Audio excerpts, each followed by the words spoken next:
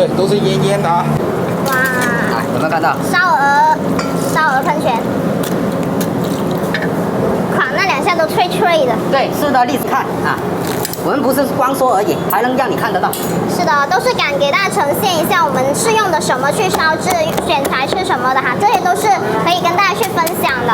因为呢，我们都是展现真实的一面去给到大家哈，不会说说一套做一套。我们来到这里呢，就是去为了宣传我们的传统荔枝木瓦缸烧鹅，想让大家吃到我们传统的味道，也是小收获回头客的。这个出炉它就这样子的啊，我们出炉就马上了。